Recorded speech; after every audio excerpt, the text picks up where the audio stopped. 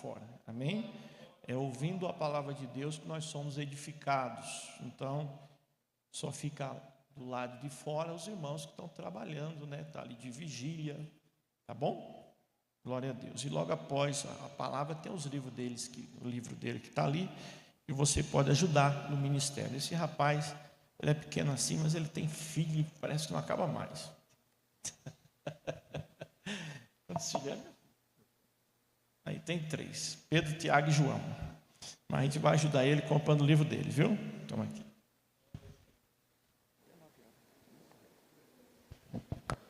Eu saúdo a todos com a paz do Senhor. Abra as Escrituras no livro de Cantares,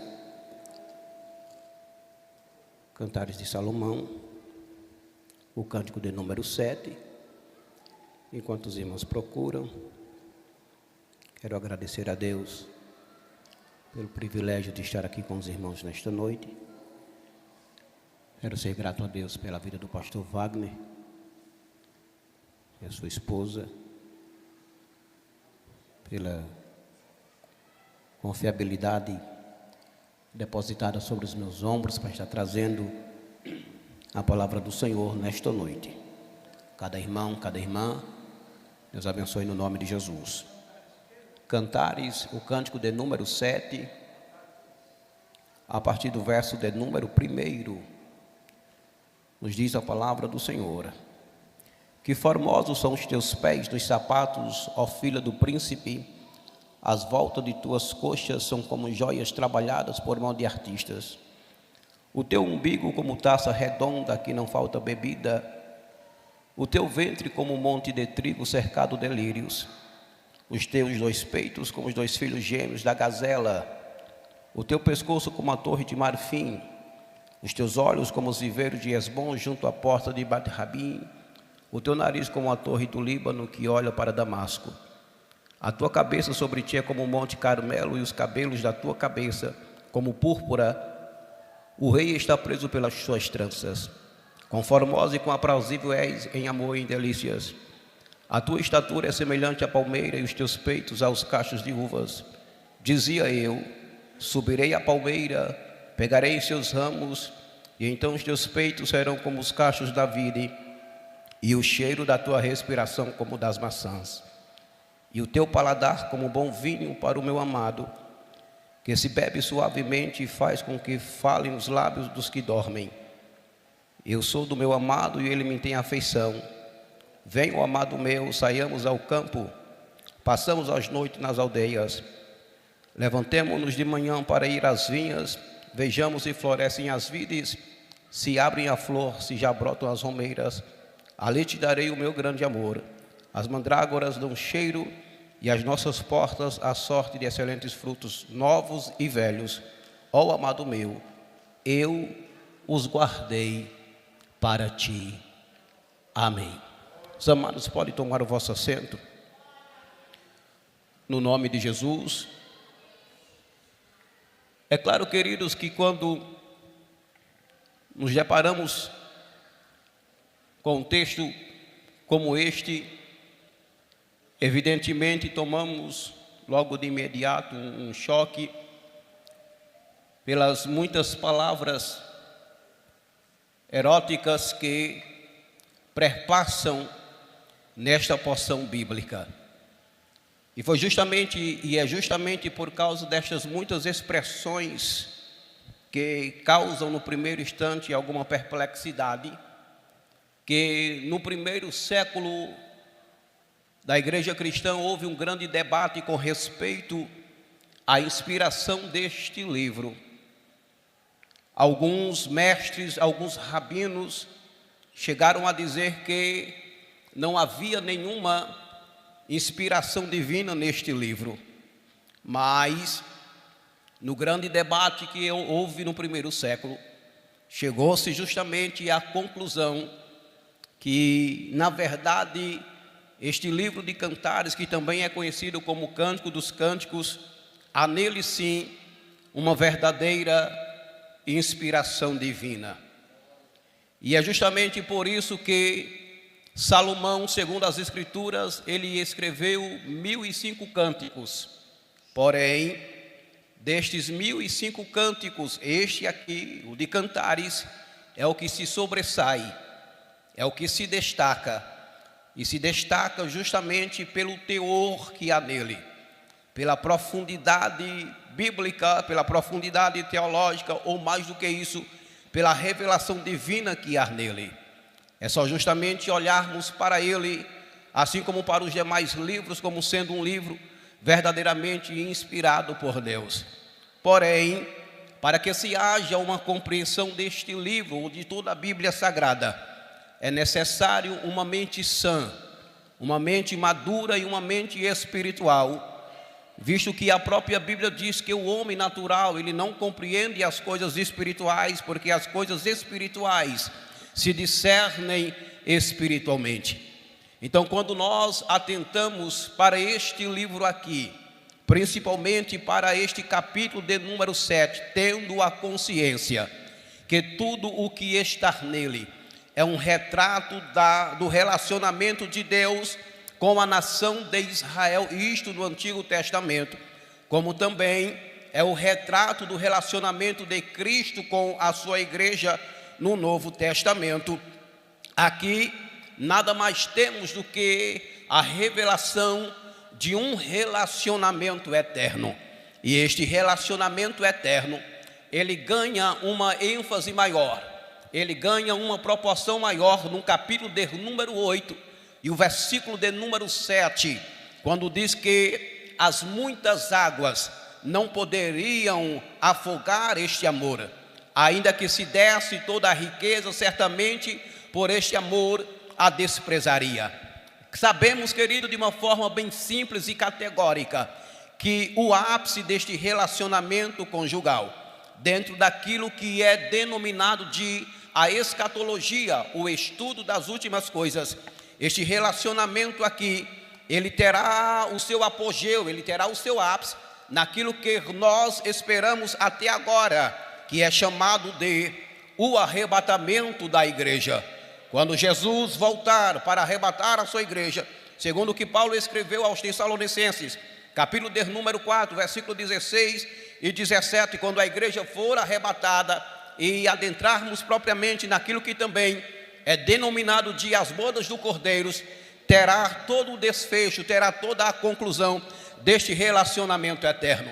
E quando o apóstolo Paulo, escrevendo aos Romanos, no capítulo de número 8, a partir do versículo de número 31, ele trata com muita propriedade com respeito a este relacionamento eterno, e ele começa a apresentar alguns subterfúgios que aparentemente poderia nos separar deste relacionamento com o nosso amado. Porém, ele conclui dizendo que absolutamente nada, nem a morte, nem os anjos, nem os principados, nem a potestade, nem o presente, nem o porvir, nem a nudez, nem o perigo, nem a espada, nem alguma outra criatura poderá nos separar do amor de Deus que está em Cristo Jesus.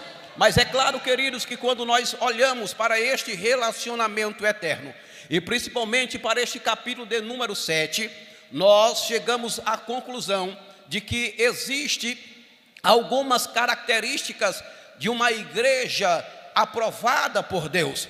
Quando atentamos para este capítulo de número 7, encontramos várias características de uma igreja aprovada por Deus. Destas muitas características, dentro do tempo que me foi proporcionado, quero compartilhar aqui rapidamente algumas características da igreja aprovada por Deus. A primeira característica de uma igreja aprovada por Deus, ela caminha formosamente pela causa do Evangelho. Repito, a primeira característica de uma igreja aprovada por Deus, ela caminha formosamente pela causa do Evangelho. Senão, vejamos o que diz o verso de número 1, que formosos são os teus pés nos sapatos, ó filha do príncipe. É claro, queridos, que quando nós olhamos para esta expressão aqui, sapato nos pés, ou pés nos sapatos, logo vem algo relacionado à caminhada cristã, a trajetória cristã. É por isto que em Isaías, capítulo 52, versículo de número 7, diz a Bíblia: quão formosos sobre os montes os pés dos que anunciam o Evangelho. Também no livro do profeta Naum, o capítulo de número 1 e o versículo de número 16, o profeta Naum também, ele usa esta mesma expressão que havia sido verbalizada pelo profeta Isaías.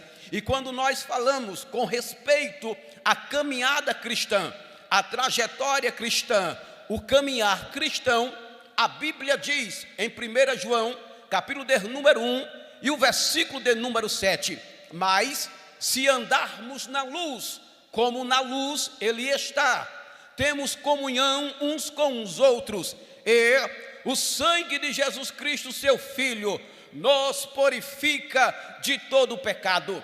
A mesma epístola do apóstolo João, capítulo de número 2, versículo de número 6, diz a Bíblia: aquele que diz que está nele deve andar como ele andou. Daí surge algumas perguntas como se deve ser a caminhada cristã, como o cristão autêntico, genuíno, verdadeiramente ele deve proceder, ele deve caminhar. E dentro da caminhada cristã, dentro do galgar cristão, sabemos que existe algumas responsabilidades nesta caminhada.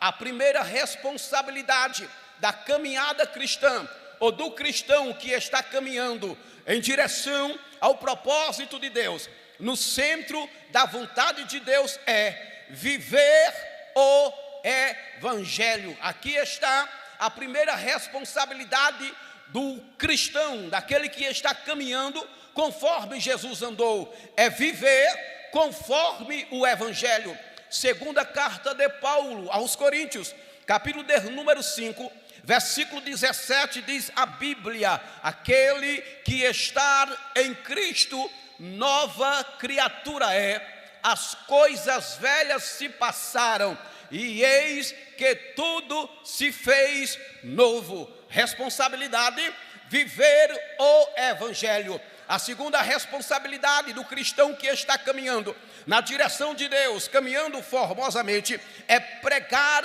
o Evangelho sem barganha. Pregar o Evangelho sem barganha. Segundo aos Coríntios, capítulo de número 9, 1 aos Coríntios, capítulo 9, versículo 16, disse Paulo: se eu prego o Evangelho, não tenho do que me gloriar, pois me é imposta esta obrigação, e ai de mim, se eu não pregar o Evangelho. Aqueles que querem pregar para se aparecer, aqueles que querem pregar porque querem se tornar famosos, inclusive cobram até valores absurdos para vir alimentar a noiva do Cordeiro, não sabe que é privilégio para nós pregarmos o Evangelho de Cristo Jesus. Sim, privilégio de pregar o Evangelho de nosso Senhor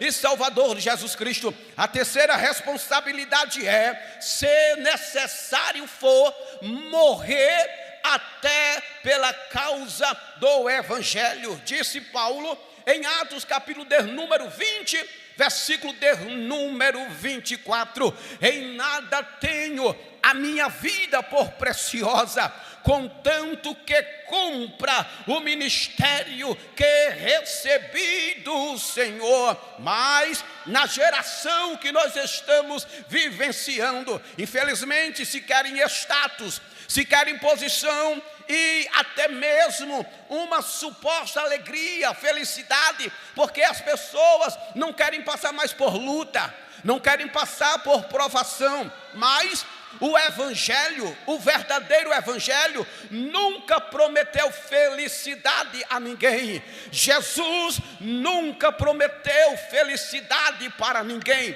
Pelo contrário, ele disse: no mundo tereis aflições, mas, porém, entretanto, tende bom ânimo, eu venci. E quando ele disse eu venci, se você caminhar nos meus passos, se você caminhar nos meus passos, a minha trajetória, vocês serão muito mais do que vencedores. Está aqui a primeira característica da igreja aprovada por Deus: ela caminha formosamente pela causa do evangelho.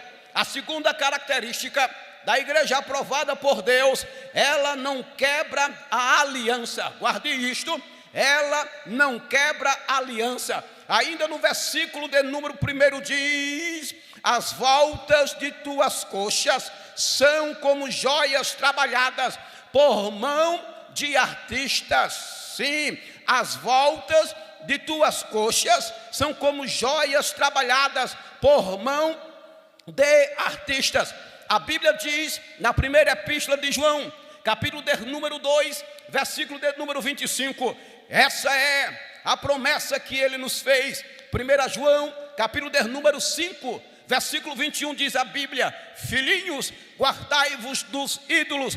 Apocalipse, capítulo de número 3, versículo de número 11, diz a Bíblia: eis que venho sem demora, guarda o que tu tens, para que ninguém tome a tua coroa. Apocalipse capítulo 2, versículo de número 10 diz: eis que o diabo lançará alguns de vós na prisão, e tereis uma tribulação de 10 dias. Porém, ser fiel até a morte, e dar-te-ei a coroa da vida.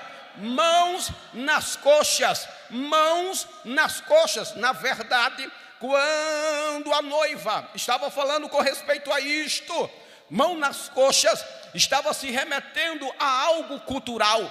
E este algo cultural existia desde os dias de Abraão. Gênesis capítulo de número 24, quando o patriarca Abraão, ele já estava avançado em idade, e com o desejo que o seu filho Isaque casasse, ele chama o seu filho Eliezer, e manda que ele fosse buscar uma noiva para Isaque. Porém, a recomendação foi para que Eliezer não pegasse qualquer mulher de uma outra terra. Tinha que ser da mesma terra de Abraão, tinha que ser da mesma parentela.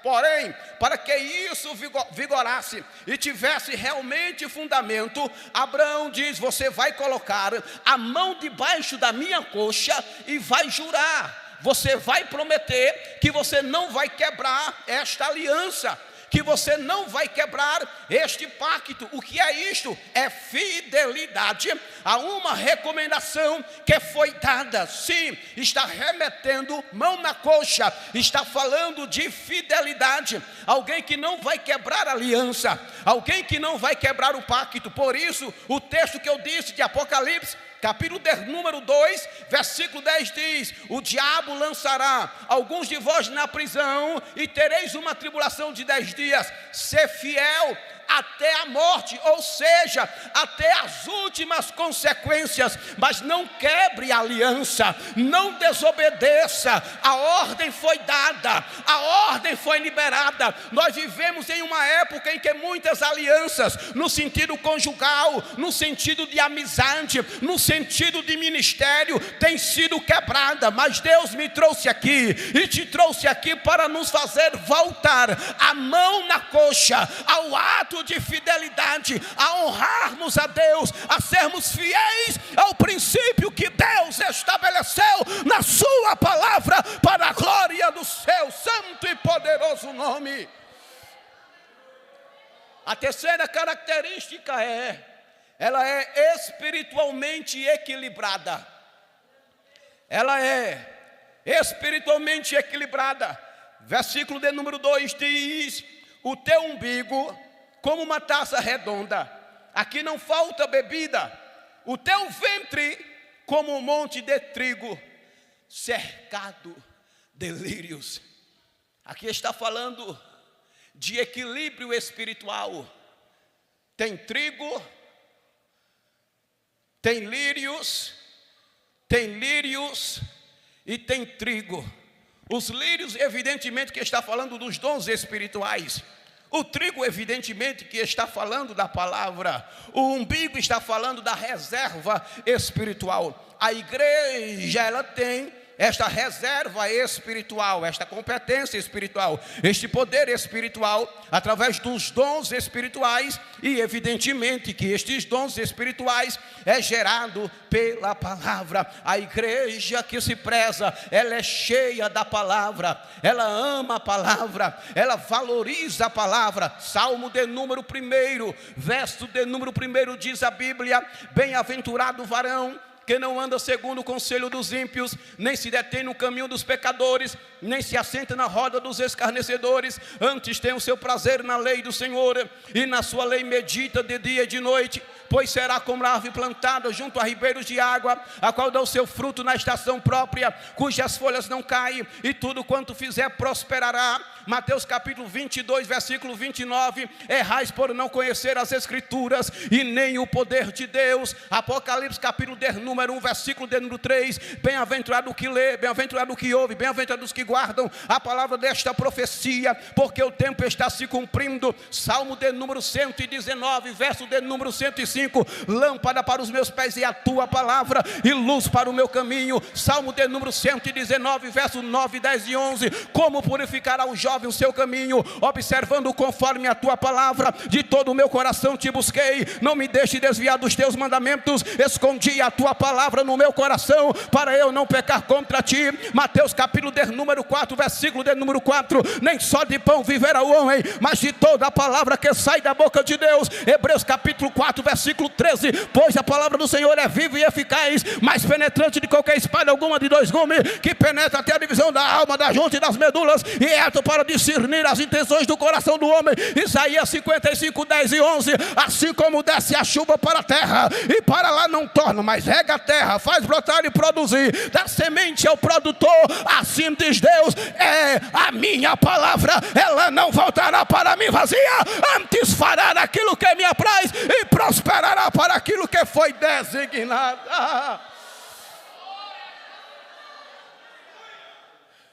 É palavra, é palavra. A quarta característica de uma igreja aprovada por Deus para caminharmos, quando a Bíblia fala sobre os seios, a Bíblia está falando sobre maturidade, sobre alguém que cresceu, sobre alguém que desenvolveu. E é fácil conhecer um crente imaturo, que ainda não criou seios. É só chegar num dia de festividade, num dia que não der oportunidade para ele arriscar se desviar. Se for passando na rua, e às vezes o irmão nem viu, porque não recebeu a paz, dizer, o irmão foi passando pela rua, não me viu, estou dodói, estou triste, estou angustiado, porque o irmão foi passando, às vezes o irmão nem viu. É falta de seios, falta de maturidade. Tem que crescer, tem que amadurecer, crescer na graça e no conhecimento de nosso Senhor e Salvador Jesus Cristo. Mas para finalizar, irmãos, a quinta característica de uma igreja aprovada por Deus é resistência. Resistência. O versículo de número 4 diz: o teu pescoço como a torre de Marfim, os teus olhos como os viveiros de Esbom, junto à porta de Bet-Rabim, o teu nariz como a torre do Líbano, que olha para Damasco. Isto aqui está falando de estrutura, isto aqui está falando de resistência. E quando falamos sobre resistência, a Bíblia diz, na primeira epístola do apóstolo Pedro, o capítulo de número 5 e o versículo de número 8, sede sóbrios, vigiai, porque o diabo, o vosso adversário, ele anda em derredor, rugindo como leão, buscando a quem possa tragar. Tiago capítulo de número 4, versículo de número 7 diz a Bíblia: sujeitai-vos, pois, a Deus, resisti ao diabo e ele fugirá de vós. Salmo 125 é um texto básico sobre confiança e resistência. Os que confiam no Senhor é como o monte de Sião, que não se abala, mas permanece para sempre, como os montes em volta de Jerusalém. Assim está o Senhor em volta do seu povo. Pode vir a tempestade, pode vir a luta, pode vir a calúnia, pode vir a fofoca, pode vir as pedradas, pode vir a tentação, mas vai permanecer de pé, porque Deus está no meio dela, não será abalada. Deus ajudará ao romper da manhã. Vinde contemplai as obras do Senhor, que desolações tem feito na terra. Ele quebra o arco, corta a lança, queima os carros no fogo. Olha para a sua igreja na terra e diz: aquietai-vos e sabei que eu...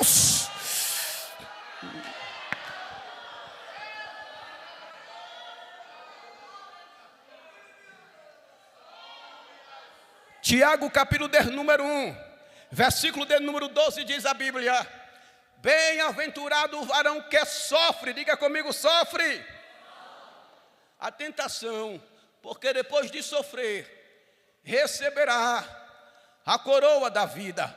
Na verdade, a palavra sofrer ali, dita por Tiago, vem do grego upomeno, que traduzido é suporte. O texto original diz, ou cópia dos originais diz: bem-aventurado o varão que suporta o upomeno, a tentação, porque depois de suportar, receberá a coroa da vida. Eu não gosto muito desse negócio não, irmão, mas olhe para este irmão que está perto de você, diga para ele, diga para ela: upomeno, suporte. Upomeno, suporte. Mas é porque você não conhece a minha vida, você também não conhece a minha. Mas a palavra de Deus nesta noite é upomeno, suporte. Não importa o tamanho, não importa o nível da provação, é upomeno, suporte. Porque os que confiam não vai ser abalado, mas a promessa é: vai permanecer, vai permanecer. Resista, resista mais um pouco, mesmo chorando, mesmo sofrendo, mesmo gemendo. Não dá para caminhar, se arrasta, mas não desista, não para, resista, vai até o fim da tua jornada. Versículo de número 5, para nós finalizar, a última característica da igreja aprovada por Deus. Versículo 5 diz: a tua cabeça sobre ti é como o monte Carmelo, e os cabelos da tua cabeça como a púrpura. O rei está preso às suas tranças. O que é isso aqui? Está falando de uma igreja que é promotora de santidade, de uma igreja que é promotora de honra, e de uma igreja que é promotora de justiça. Esse é o nosso desafio como servos e servas de Deus, como igreja de Deus: promover santidade, promover honra e promover justiça. Não tem em outro lugar. Isto aqui não existe em outro departamento. Isto aqui não existe em outro segmento. Não, é só na igreja. Santidade, honra e justiça. Cabelo branco, santidade, honra e justiça. Santidade, honra e justiça. Santidade, honra e justiça. Santidade, honra e justiça. Com a permissão do pastor Wagner, eu gostaria que a igreja se colocasse de pé. Santidade, honra e justiça. E a expressão diz: o rei está preso as tuas tranças. E o rei só está preso às tranças por causa da santidade, por causa da honra e por causa da justiça. Para alguns nesta noite o Senhor está dando resistência. Para alguns o Senhor está dando maturidade, crescimento, vigor, estrutura espiritual, liberando palavra e dons espirituais. Para outros o Senhor está reformulando a trajetória, o caminho, dando caminho novo, dando direção nova. Para outros, de uma forma geral, o Senhor está dando santidade, honra e justiça. E dentro disso aqui surge a última característica. É uma adoração agradável. Porque o versículo diz, os últimos versículos diz: a tua respiração é como maçãs. Isto fala de adoração agradável, no qual Deus é o centro, no qual apenas Deus é o único que é digno de ser louvado, adorado e glorificado. Você veio aqui para adorar a Deus? Precisamos entender que muito mais do que vir para adorar a Deus, a nossa vida é a própria adoração, o próprio sacrifício vivo, santo e agradável a Deus. Por isso feche os seus olhos. Pai bendito, eis a tua igreja, Senhor. Eis os teus filhos e as tuas filhas, que vieram aqui para te adorar e ser a própria adoração. Somente o Senhor sabe como aqui chegamos. Mas humildemente te pedimos nesta noite, faz o teu Espírito fluir sobre nós. Traz uma grande renovação e restauração para as nossas vidas. Ensina-nos os teus caminhos e nos ajuda a andar e a permanecer nele. Ajuda-nos a resistir tudo aquilo que quer nos afastar do centro da tua vontade. Precisamos mais do que nunca da tua presença. Enche-nos de ti e permanece conosco para a glória do teu nome. Que possamos entender e compreender e valorizar a tua voz, andar em santidade, honra e justiça. Que possamos com as nossas vidas verdadeiramente glorificar o teu nome, no nome de Jesus, o teu Filho. Toma-nos pela tua mão e sustenta-nos em tua presença. Ó Espírito de Deus, toma todo este lugar, toma todo este ambiente. Esta casa é tua, este povo é teu, e tu tens a liberdade de fazer tudo aquilo que te apraz, para que a excelência do poder seja de Deus.